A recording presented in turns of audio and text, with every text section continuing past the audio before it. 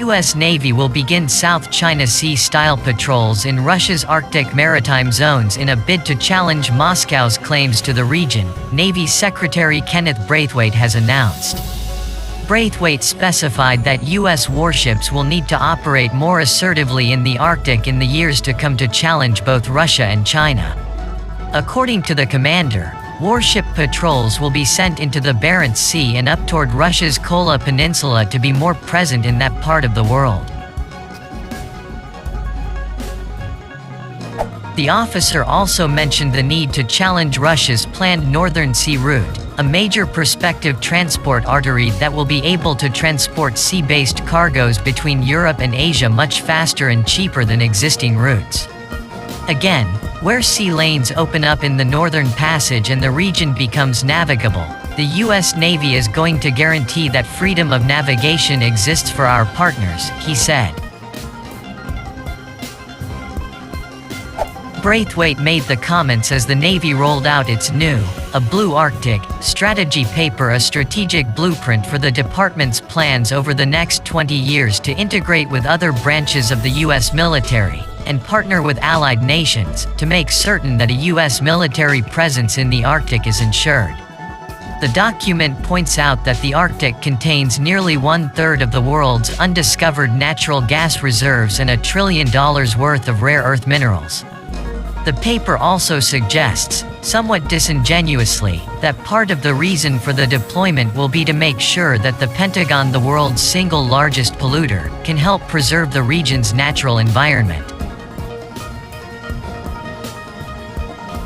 The paper specifies that the Pentagon does not see Russia's plans for the Northern Sea route as legitimate, suggesting that they constitute an attempt at an unlawful regulation of maritime traffic, and calling the country's military operations in the region escalatory and non-transparent.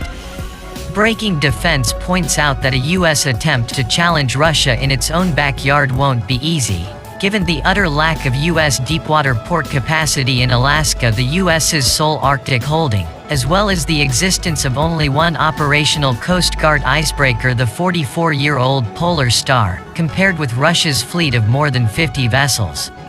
Russia also has at least 16 deepwater ports and 14 Arctic airfields, as well as a new Northern Arctic Military Command.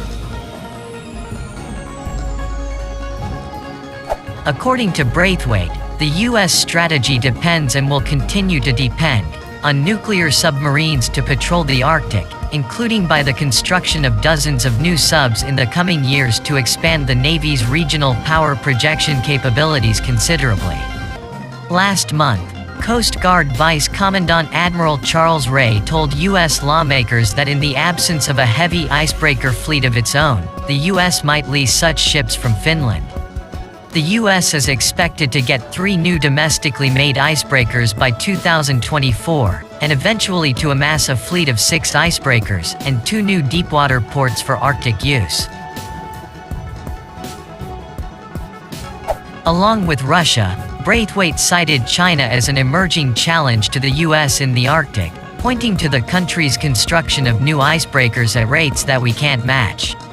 The Navy's Arctic paper mentions China's investments in the construction of everything from cargo ships designed for Arctic conditions to liquefied natural gas tankers and nuclear-powered icebreakers, plus new port infrastructure to improve the country's access to the region.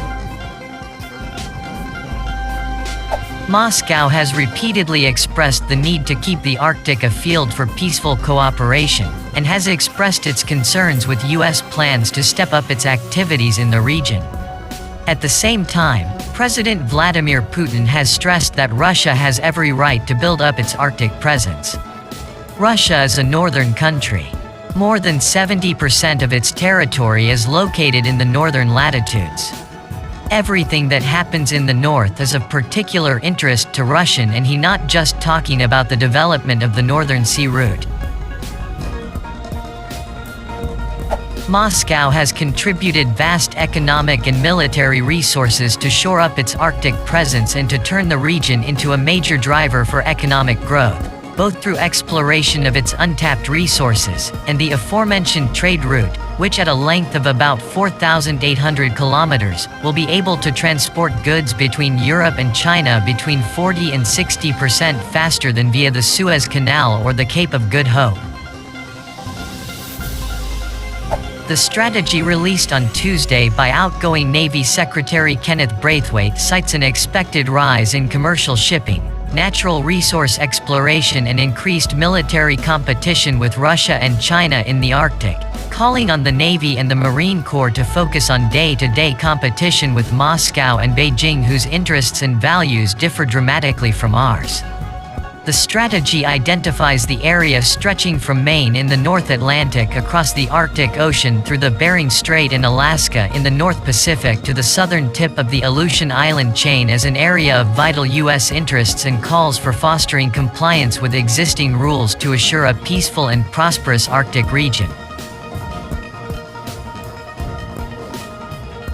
Competing views of how to control increasingly accessible marine resources and sea routes, unintended military accidents and conflict, and spillover of major power competition in the Arctic all have the potential to threaten U.S. interests and prosperity.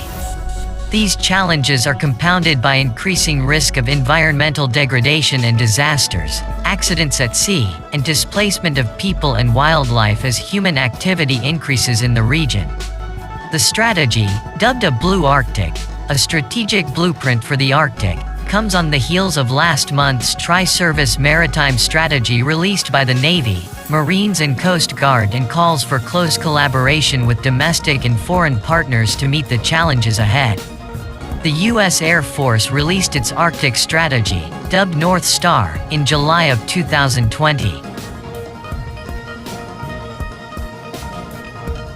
Rob Hubbard, a Canadian defense expert, said the U.S. Army is also expected to release its Arctic strategy shortly. This is the first time we've ever seen all four services within the U.S. come up with individual Arctic strategies, Hubbard said. This points to an increasing awareness of and focus on the Arctic, and the challenges posed by Russia and China among U.S. policymakers, he added. Previous U.S. Arctic policy documents were much more focused on impacts of climate change and dealing with those challenges in a cooperative environment with all the Arctic nations, including Russia, while China was barely mentioned, Hubbard said.